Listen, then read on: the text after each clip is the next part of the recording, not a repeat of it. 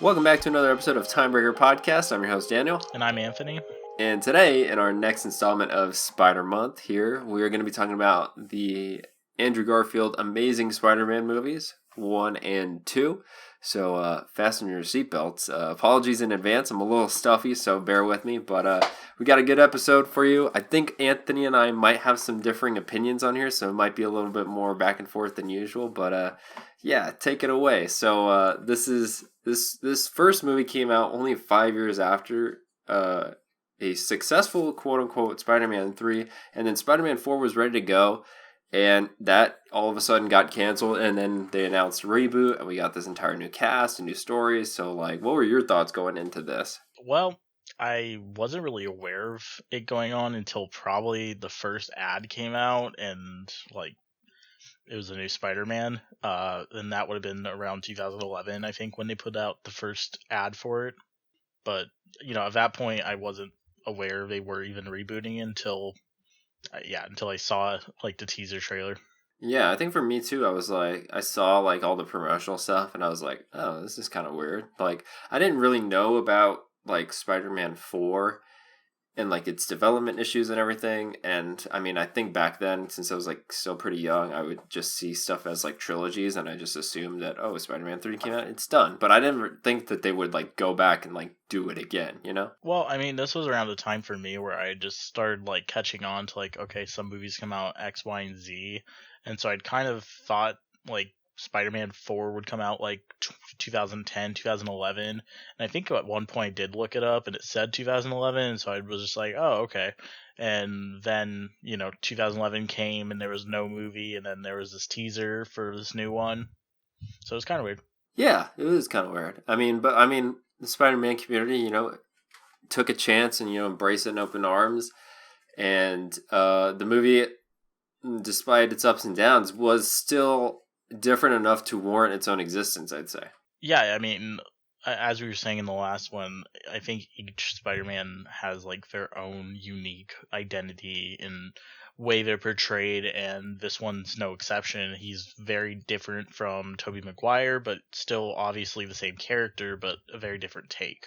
Yeah, like they go completely different directions with the story, um, and in the execution of just the character himself and like the people around him. Like whereas in Toby's we had Mary Jane, we had Harry, we had Norman, and we had the Daily Bugle, we had Aunt May, and then who went to college, and all these different elements around him. But I feel like in the two Mark Webb films, um, it's very focused on just like Peter, and I mean, we still get the Aunt May and Uncle Ben stuff, but it's Peter, and then they introduce Gwen Stacy as like the main female role, and then they also introduce like the the parent dynamic in this one that they didn't really even talk about at all in Toby. Yeah, I mean, the parent one is probably the most weird slash interesting one of the choices they chose to introduce.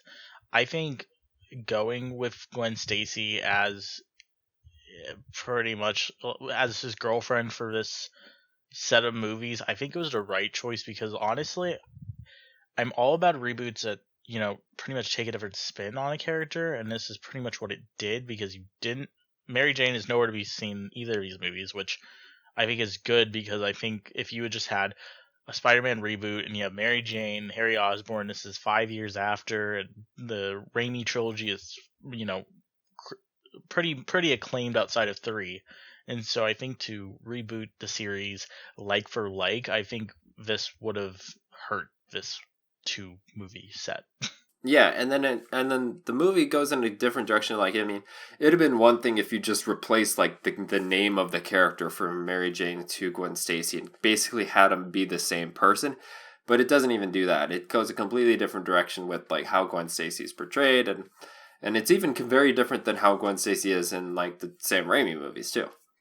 Yeah, it's definitely a different take, and she's a very central character in the plot of this movie, unlike Spider-Man 3, where she was kind of shoehorned in, and then she just like abruptly exited the film, never to be seen again. And honestly, I like Emma Stone in the way that she portrays Gwen Stacy in this movie, and especially going from Spider-Man 3. I mean, these two characters are nowhere similar, and I feel like the Gwen Stacy we get in the Amazing Spider-Man movies is more on par with Peter Parker, like on his intellectual level, and just like there for him. You know, she's not like Mary Jane where she's always like leaving Peter. Like Gwen is always trying to be there for Peter and help him through this, and that's like a stark contrast to Mary Jane in the Raimi trilogy. Yeah, and I also feel that like in these movies, Gwen Stacy's like her own character, and she's not like a plot device too. Like she's an independent woman. She's got her own things going for her. Like you said, she rivals him intellectually, and it also is a very seamless way to introduce like the Stacy family with like the police captain. I think he's captain. And that whole dynamic, which I think adds another layer to these films too that Tobey's didn't. I think the big difference you're going to see is that New York isn't a character anymore in the Amazing Spider-Man movies. Like they try that, but really New York isn't its own character anymore. New York is definitely now just the setting in which it is, but the police and is like the main focus. I mean, school is also still not a priority in these ones, just like in the original trilogy. There's not much schooling going on. It's more about the Spider-Man adventure. But honestly, I just think their execution of Gwen Stacy is much better than how Mary Jane was executed in the original trilogy. And I think that in itself lets this be fresh and a different take. And honestly, I just prefer Emma Stone's Gwen Stacy to Kirsten Dunst's Mary Jane Watson. Yeah, I'd agree too. And like speaking of like fresh and different takes, like let's talk about Andrew Garfield as both Peter Parker and Spider-Man. And I think the general consensus online is that he's a pretty okay Peter Parker, but everybody loves him as Spider-Man. Yeah, he definitely is like on my favorites when it comes to Spider-Man. I think for me, I like the way he portrays Peter Parker, but I understand why some people don't like him as Peter Parker because he's not this super nerdy kid really anymore. I mean, he is, but the way he's portrayed is kind of like he's a cool kid, and I think for a lot of people that was immediately just like an absolute turnoff when it came to this movie was why is Peter Parker, cool? I mean, he really isn't, but they kind of portray in a few scenes like he is, and it's typically in those school settings that the first one does have. Yeah, I definitely do think too that like I don't have a problem with like how he is, but I feel like I understand like how it doesn't completely line up with the character. I will say like he does act smarter and does more like science-based things in this than Tobey does, which is cooler to see that side of him. But yeah, he wears like a beanie. He is not the most studious student. He rides a skateboard in school. I mean, he does like some like hipster edgy stuff that like I wouldn't expect Peter to do. But on terms of Spider-Man, I really do. I really like him as Spider-Man. I also still hold Tobey near and dear to my heart. But the way he goes about being Spider-Man and there's a couple scenes, especially in the second movie, that I feel like are like some perfect Spider-Man scenes. He's definitely more quippy and more jokesters and more like joking with his like villains and stuff. But the only gripe I might have for his like portrayal of Spider-Man is to me sometimes it comes off as arrogance versus like just being quippy. That's just me. Right, and I think that's the kind of just how the character is. I mean, I've played the Spider-Man games, and I've watched the Raimi movies, and this set of movies, and Tom Holland, and I've read a few of the comics, and just I feel like his Spider-Man like is very accurate to how others portray him, and I think that when they made Tom Holland Spider-Man, they kind of did a blend of what people liked about Tobey Maguire's and things that people liked about Andrew Garfield, and they kind of just combined them. Yeah. And I think for me, one of the things I really like about Garfield as Spider-Man is that, as you were saying earlier, you kind of get to see that he's actually a smart guy. And I don't feel that the original trilogy really did that. I mean, they kind of just made you like, they're like, you trust us that he's smart, right? Okay, well, that's like the explanation you get. Where I feel like in these movies, they don't necessarily make him earn it, but they definitely show that he's smarter than just street smart. Like, he is actually able to produce his own webs, which was something movie-wise we hadn't seen yet, because in the original trilogy we just saw it coming out of his hand very weirdly. I mean, that was definitely one of the weirder things now looking back, because no other Spider-Man does that. Right. Yeah.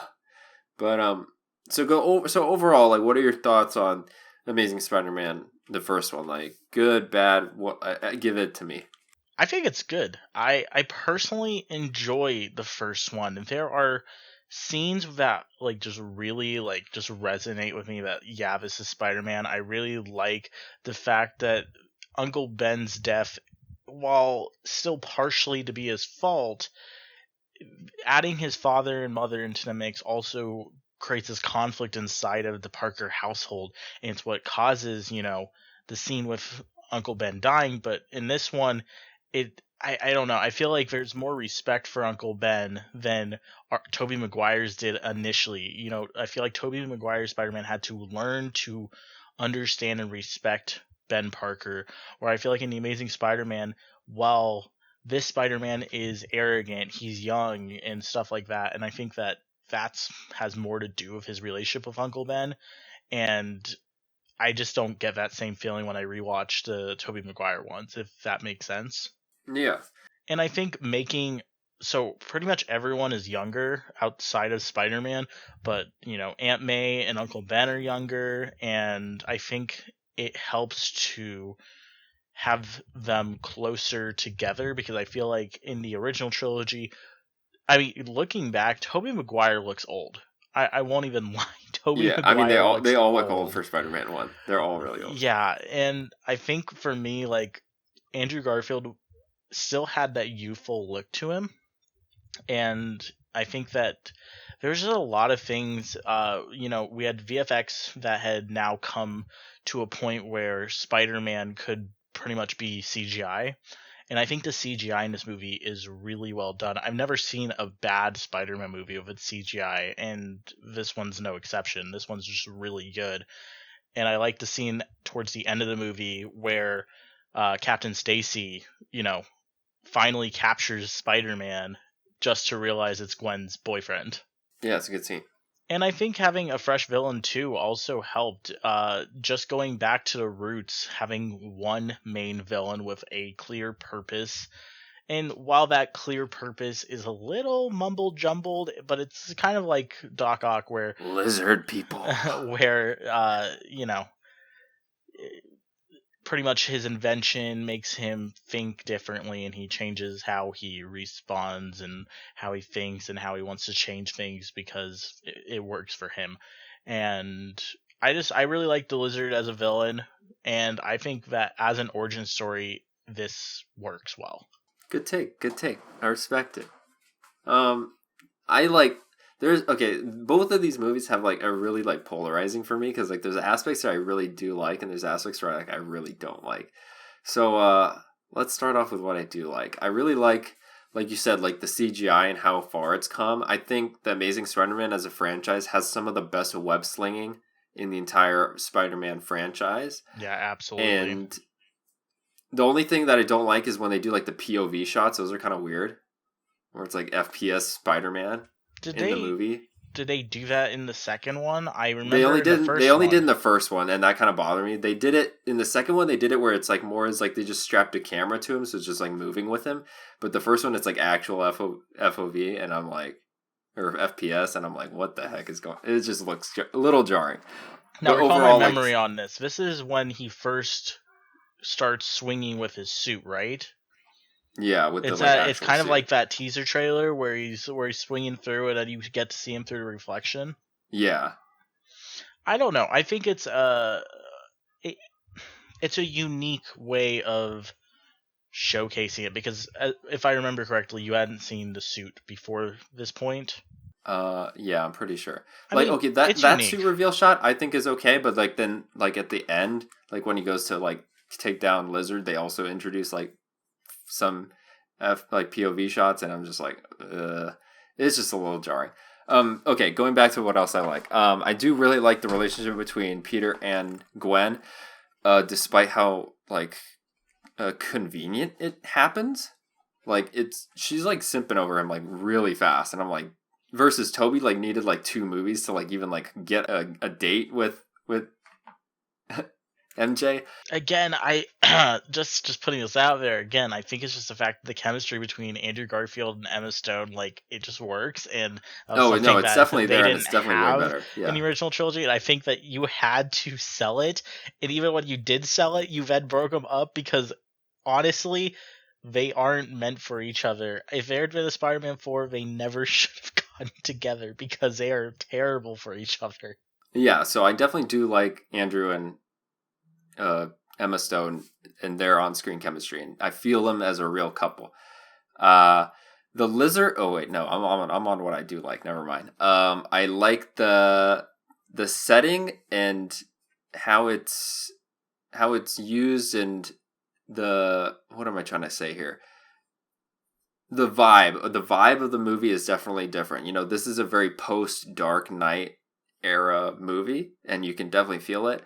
It does lean into being quote unquote darker a little, like a lot, but I do like the contrast from the Sam Raimi movies being very light. You know, this is a very different like mood and take on it. So I like all those things, and I do like Andrew Garfield is like refreshing take on the character. I like seeing him being smart. I like him doing science experiments. I like all that stuff. And the movie is pretty. Cinematography wise. You know what I'm trying to say. Oh, I know what you're talking about because yeah. you watched my 4K copies and it is Yeah, a very good 4K transfer. Yeah. And that just is also like to credit the VFX team, and you know, we're in 2012 versus 2002. So moving into what I didn't like. Okay. Anthony's been waiting for this. I don't love the lizard.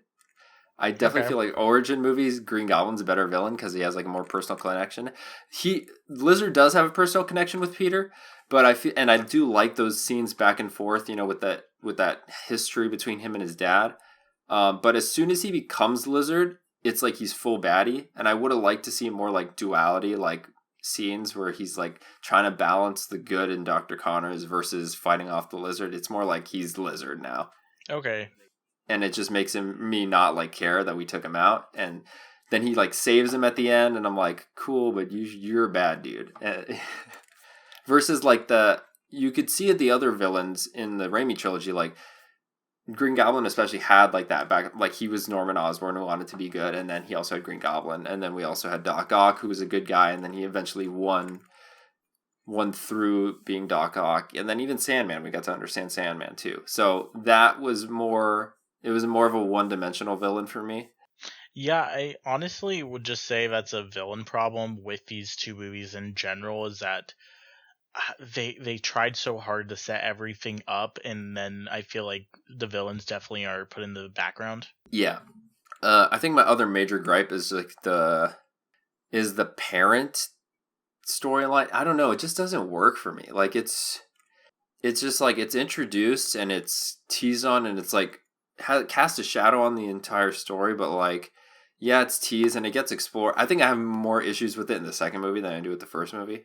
But yeah, I was gonna say there's not much in the first one about it. I mean, it's been like briefly set up. Yeah, but... so then it's like almost unnecessary at that point. Like, it's cool you did this, but why did you even do that? I get it because they're trying to be different than the Toby movies, but I think if you just double down on like the execution of Uncle Ben and May, you would have had enough of a difference, because the way that whole situation happens with Uncle Ben is different, and I feel like Uncle Ben is more prominent in this movie than he was in the first one, and that pain is felt better. And then the ending I have a problem with, because there's like the whole thing with Captain Stacy, you like stay away from Gwen, and that's basically the issue with Spider-Man, right? You can't have anybody close to you because then they're gonna die. Right. And then they're like talking about promises in school, and then he's like, yeah, but the best promises are the ones that aren't kept, to Gwen. And I'm like, dude, why are you just crapping on her dad like that? And then the movie ends. You know, I think it just goes into... I think it was poorly... I mean, I understand why they killed Captain Stacy, but at the same time, just the way, like, the consequence it has, it's kind of weird. And yes, does it pay off? Like, yes, because obviously Amazing Spider-Man 2 happens. But I think Yeah. the way it's executed is really weird and iffy, and I think it just has to go with how fast Sony was moving this franchise along. I mean, Right. hypothetically, you probably should have had Gwen Stacy through to a whole trilogy, Yeah. but I think Sony wanted a universe so bad, Right. and that is why things got accelerated as quickly as they did. And I really don't want to blame the director or Garfield for this, because it's honestly not their fault.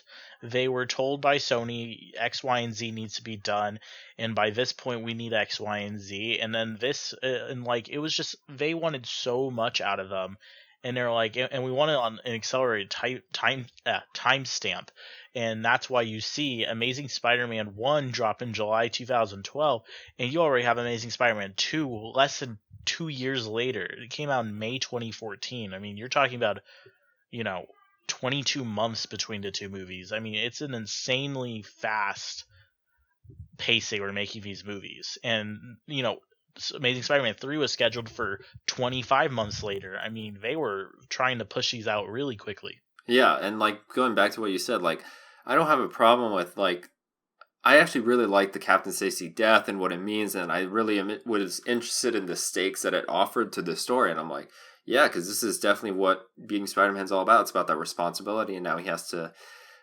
face the ghost of her dad and like the promise he made, and is he going to honor that, or is he going to lean into what he wants? That's what Spider-Man's all about. And then to see it like kind of butchered in the second movie was kind of disappointing.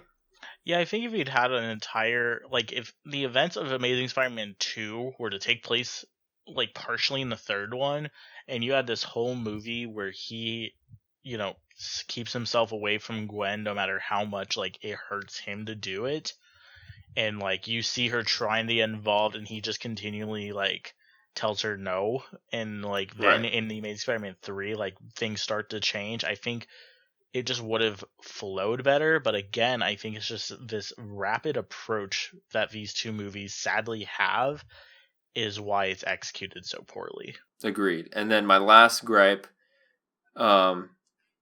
with Amazing Spider-Man 1, that spider suit sucks. That spider suit does suck. I will It not is lie. so bad. And I'm so glad that they changed it by the second one, I am because it too. is okay. So the actual suit itself is pretty okay. It's definitely a much darker color than we're used to. It's a little bit Yeah. different, but like the goggles, Yeah, the like lens, they like bother me so much. yeah, and I'm glad that Sony, took that criticism because, it's a night and day difference. I'd say the Amazing Spider-Man 2 suit. Some people, I'd say most people think that's like the best Spider-Man suit ever on screen. I personally like Tobey's more, but that's my second favorite and it's a great suit. I want to go with I like the Amazing Spider-Man 2 suit better because it kind of looks more natural, and that's something Tobey Maguire's suit doesn't get. It doesn't look natural on him, if that makes sense. Yeah. And I'm pretty sure Tobey Maguire is wearing like some sort of beefy suit under there, because I don't think the man is He's that pretty buff ripped. in Spider-Man suit. Yeah. Yeah. And Andrew Garfield is a pretty slender Spider-Man. I will give him that. I don't know. I just think the eye pieces on the second suit are just a little too big. If they're a little smaller, I've been like, oh, this is a dope suit. But I still definitely like it. going with like a reminiscent comic book look in the second one, with the big giant goggles, because that's in the comics he does have those like just giant lenses. But I am glad that they applied that change. Yeah. But moving on from the first one, okay, so we're looking at July 2012. Amazing Spider-Man makes, 700 plus million, about $750 million. So, compared to Spider-Man 3, yeah, it earned less money, but this was a reboot and it came out 5 years later while people were still wanting a Spider-Man 4. I'd say that this was relatively successful. Yeah. And so then Sony, being Sony, accelerated a sequel like no other, because so here's the secret behind why we got Amazing Spider-Man is that they have to produce granted, I don't know if this exists anymore, But at the time, they had to make a Spider-Man movie every 5 years, or else they'd lose the rights. Yep. So when Raimi said, "I don't want to do 4," because they were pretty much pushing him to get it out, and he didn't think he could do it, and so he dropped out, and then they had to find someone else, and they wrote a new script. And I believe Lizard was gonna be in Spider-Man 4, and they reused some things that they could in this reboot. Yeah, it makes sense because Dr. Connors is a character in Spider-Man 2 and 3. Yeah, I mean, it definitely would have been cool to see a Spider-Man 4, but at the same time, I feel Spider-Man 3 did wrap things up fairly well. Yeah. And that is something we cannot say about Amazing Spider-Man 2. And honestly, I think it's as big of a tragedy as Zack Snyder not getting to finish his Justice League vision. I mean, it is such a shame because I really would have liked to have seen where Amazing Spider-Man 3 and 4 and where Sinister 6 movie would have gone, because I actually really enjoy these two movies, and so I would have loved to have seen more. Yeah, I don't know how hyped I'd be for a Sinister Six movie because I didn't really care for any of the villains in this movie, but I definitely would have seen like how Peter keeps going. I will say though, like how it ends, like now that we know that it's not getting anything, I think the last scene and what it stands for is good enough, and these two movies still stand on their own and they have a huge impact. But going in, I actually upon rewatch, I think I like Spider-Man 2, Amazing Spider-Man 2 more than Amazing Spider-Man 1. Not to say that Amazing Spider-Man 2 is a perfect, amazing movie, because it definitely is not. It kind of reminds me of a BVS situation where it's like Spider-Man 2 and also set up for Sony Universe, where, like BVS was like Man of Steel 2 plus DCEU setup. But I think when Amazing Spider-Man 2 is hitting home and it's on a stride, it's perfect Spider-Man, and when it's not, it really is not. Yeah, when Amazing Spider-Man 2 works, it's like it's bad in 10. It is an thrilling experience when Amazing Spider-Man 2 hits home. And then there are just a lot, I'm not going to say a lot. There are some things that really do not work. And Yep. Harry Osborn as the Goblin, the Green Goblin, I don't know. I'm very mixed. Granted, he's only in as Green Goblin. He's probably only in the movie for like 7 minutes. I mean, it's a very short amount of time and not really long enough to get an impression. But him as Harry Osborn, what I'll give him credit for is that it's a very different approach to what we saw with Harry Osborn in the original trilogy. And again, it's kind of something I just really like about these movies, is being able to sit there and go, okay, this is a very new take on the character. And I like the fact that they withheld him and brought him in the sequel. And I think if we're going to go on what we liked and what we don't like, I'm going to start with what I don't like about Amazing Spider-Man 2. I do not like the fact that there's like 4 different villains in this movie. I mean, it is stupidly too many. The reason Electro turns evil is also stupid, in my opinion. Like, but granted, that sequence is cool. I think it's a stupid reason, but the Times Square sequence is probably like one of my favorite Spider-Man sequences because it is just nuts. Like, we're talking about VFX, that scene is just ridiculous. And then another thing I don't like is, okay, I don't know if you notice this, but the ending of this movie ends so quick. Like, this movie is over in like 10 minutes. It's probably the fastest I've ever seen a movie just say, we're done, since you reminded me of how fast Transformers Dark of the Moon ended. Oh, that holds the record, man. That's a glorious ending, like by how fast it is. Oh my god. But yeah, I feel this movie ends really quickly, and I feel like it was going somewhere, and then they said, oh, budget ran out, or oh, we're hitting our limit on runtime. And honestly, I think it has to do with why the ending's kind of mixed for a lot of people. Going to things I like, though, Andrew Garfield, Emma Stone, both excellent in this movie. Right. Straight up, Gwen Stacy's death, very well executed.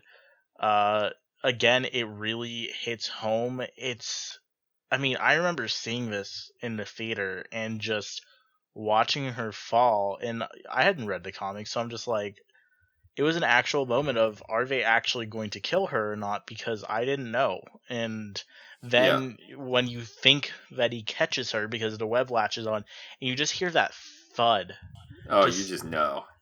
I mean, and then the audio in the movie just like silences. I mean, it's probably one of the most well executed death scenes, like in a PG-13 movie, where it's like you can't show that it's gruesome, but like just hearing it and the way the audio fades out and just the way it's shot.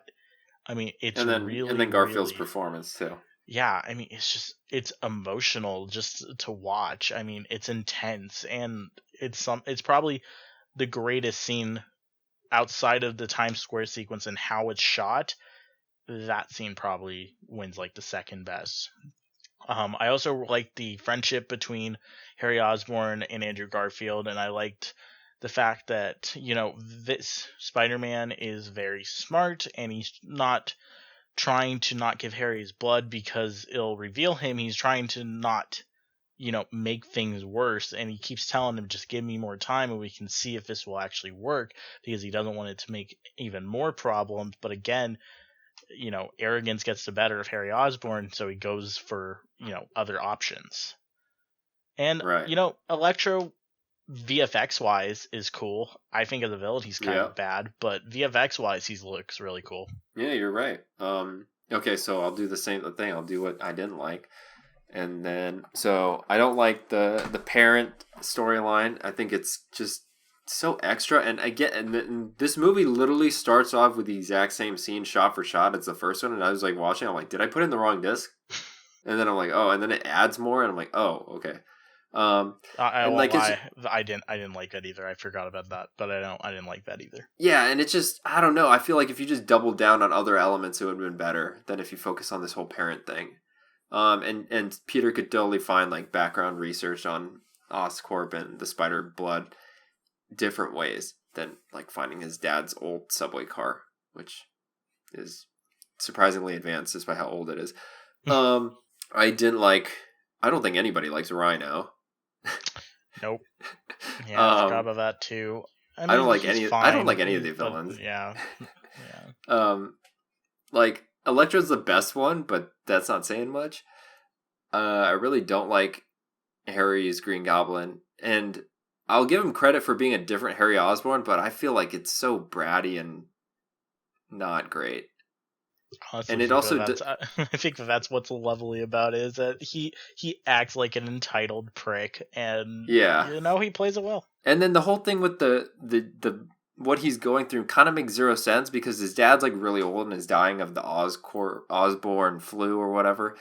And he's like, I started getting it as early as you, and then like it looks like Harry's like on the fast track with this virus, like he's gonna die in like next week, and I'm like, don't you have like another 30 years and you're just gonna be suffering? But it just that's a little inconsistency that I don't like. I don't like the back and forth with Peter and Gwen, especially in terms of like what happened with her dad. Like he's like, oh, I can't be with you, but they started off together, and then he's like, no, I can't do this, and then he's like, oh, yeah, let's go back together, and then it's like, oh, but we're just friends, and that's like, just decide. Like, you should have just been like, we're not together because what I said with your dad, and then she just slowly whittles him down, and then he finally is like, okay, I'll be with her, maybe at the end of the movie, and then you could lead that into Spider-Man 3. I feel like that would have been a better approach. There's just too much back and forth with that, and yeah, I think that's what I didn't like. But those things are just pulling this and on top of it, like this, the movie is spread too thin. Like it's trying to do too many things. Should have just picked a couple to just double down on. Yeah, but that's just down to Sony with wanting to universe their stuff up. Going into stuff I did like we said, the Spider-Man suit and all the web slinging action. I think there's like 3 perfect Spider-Man scenes in this that encompass what Spider-Man's all about. I like the opening with Spider-Man, where he free falls into the city. That stuff's really cool to watch, and him stop Rhino. But these next 2 scenes are really awesome. I do love the scene, and it's very, very fast. It's when Spider-Man saves the kid from the bullies and like fixes his machine. It's just it's brief, but it's totally encompasses what Spider-Man is, how he instills hope on the kids. And then that's immediately reflected in the last scene in the movie where the kid puts on the Spider-Man costume and has the courage to stand up to Rhino. And then Spider-Man comes in and saves the day. I just think that stuff's perfect. I do like the scene where not Toby. Andrew's following Gwen, and she's like, how do you know that's my favorite place? He's like, because I've been following you. And I think that whole scene where he just like, he's still a protector. I think that's a really cool thing that they had. And then visually, this movie is really awesome, especially with all the Electro stuff and the Electro fights. I like seeing Peter be smart and fix his web slingers. I'm probably missing something, but yeah, it was just more enjoyable than the first one, in my opinion. Yeah, it's funny because I have a knack for liking these movies because I feel like I go, okay, there's more than what they're giving us, but I'm willing to sit here and think about it and like figure out the other things that are going on. And apparently that's just a lot of things where people didn't like with Batman vs Superman, and like I'd be trying to explain to them, they're just like, oh well, X, Y, and Z leads to this scene, and they're just like, well, where does it say that in the movie? I'm like, it doesn't. It's really just me inferring that that's what's going on. And then the ultimate cut came out, and then I was like, oh look, I was correct. Yeah. And I think that that's also a problem this movie has, is that a lot of things I feel like if it had just been explained better, I think people would have been able to walk away better from this movie. And I think for a lot of people, it's just, I don't know, comic book superhero movies. I'm not going to say that it's for people that are, that just want a good time and fun's all they're looking for. But I think for average audiences, they really don't expect to go into a superhero movie and like actually have to put things together themselves. I mean, if they do, I think they know that going in, and it's like a very specific type of superhero movie that they're watching. But like, there's so many superhero movies that are like really good, and audiences just didn't care for them. We have Watchmen, we have Batman vs Superman, we have Amazing Spider-Man 2, in my opinion, where I just feel like they're underappreciated for what they are. And some of these, there's a lot of studio interference. Amazing Spider-Man 2 is definitely that. I mean, we've seen trailers, and the trailers are nothing compared to what was actually shown in the movie, which, again, I would love to see what the original cut was like. Another thing on the trailers, I think it's for both Amazing Spider-Man 1 and 2. They show the last shot on the trailer. Come on, guys. Be better. Oh, come on. That's my favorite thing. I love going into the third act in trailers. No. Just stop it. Get some help. Yeah, honestly. Another thing I forgot to mention, opposite of you, I do like the ending of Amazing Spider-Man 2. I think the way, she dies and everything, and then the funeral, I think the montage of how time passing in the funeral is done really well. And then, he has to go back and listen to her speech that he missed earlier on. And once he listens to it, that's what helps him realize he's a symbol of hope. And that's the force that makes him change and go back to being Spider-Man after not being so long. And then that last scene, I think, is really perfect. There was like a deleted scene where like he's at the funeral and it's his dad that like talks to him, comes out of nowhere, out of being dead, and inspires him to come be Spider-Man again. I'm so glad they didn't go with that route, because I totally would not think that worked. See, the only reason why I would have said to keep the scene is to not make the other stuff with his dad just absolutely irrelevant, because it is. And at least having his dad show up at some point would have been like, okay, I guess I understand why you kept in the movie. It doesn't make it relevant, it doesn't make it good, but at least there was a reason behind it.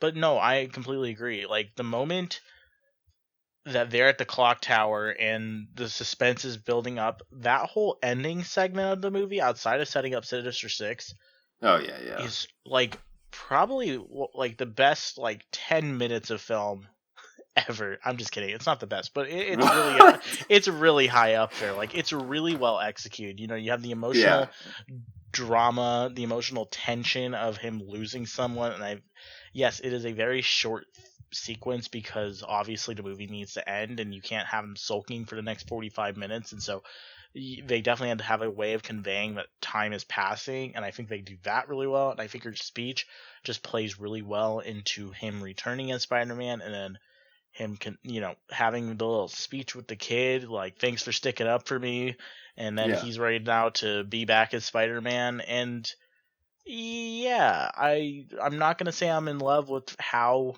like, the final shot of the movie is, because talk about, like, what the what the hell, because it was the same shot we got like 4 times in like 8 different trailers.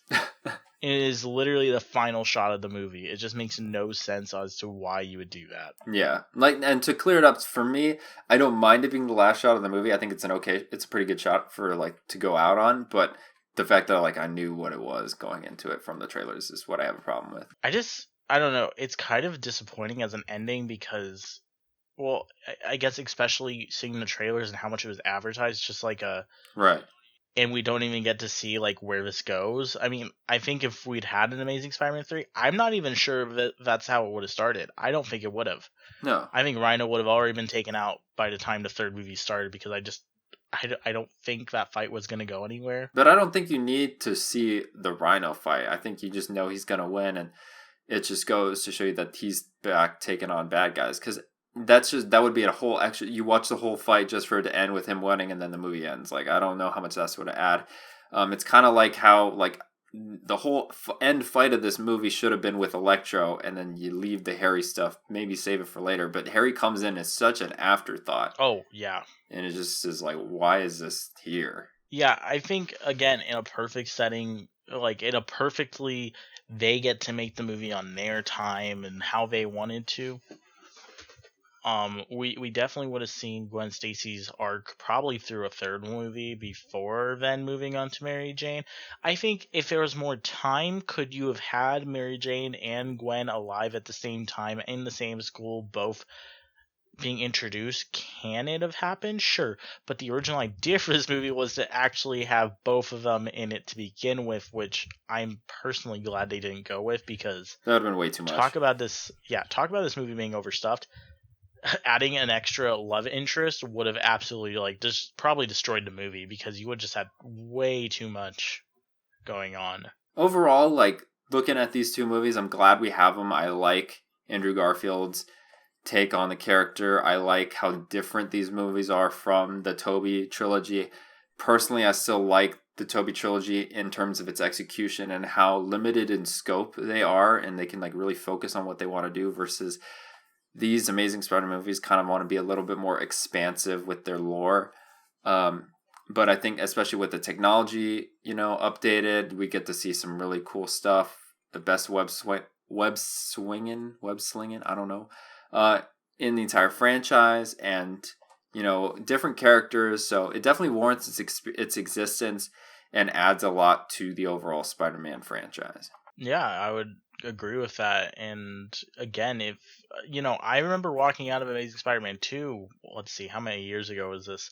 7 years ago, and I was like, I'm ready to see Amazing Spider-Man 3. And I'm not gonna lie, like, even once they had announced that the MCU Spider-Man movies were coming, I was still kind of disappointed, because I personally liked Andrew Garfield as Spider-Man, so I really didn't want another Spider-Man. And yes, like, seeing Tom Holland in Civil War changed that. But at the end of the day, I'm still just like, I could have taken 1 or 2 more movies of Andrew Garfield before moving on to a new Spider-Man. But sadly, that was not what was in the cards. Yep. And thanks, Sony. But now we have Tom Holland, and, we're going to be talking about him more next week. Yep. So, thanks for listening to our Amazing Spider-Man talk. Let us know what you guys think of this franchise. I feel like this is the most, like, polarizing, controversial. Everybody's got their own opinions of these two movies versus, like, every other Spider-Man movie. So it'd be interesting to hear what you guys think. But we'll be back next week talking about Tom Holland's run as Spider-Man in Civil War, Spider-Man Homecoming, Avengers Infinity War and Endgame, and then Spider-Man Far From Home. We'll see you guys next week. See ya. Thanks for listening to this week's episode of Timebreaker Podcast. If you did enjoy it, please be sure to drop a like and subscribe, and make sure to ring that notification bell for new episodes every Wednesday. See you next week.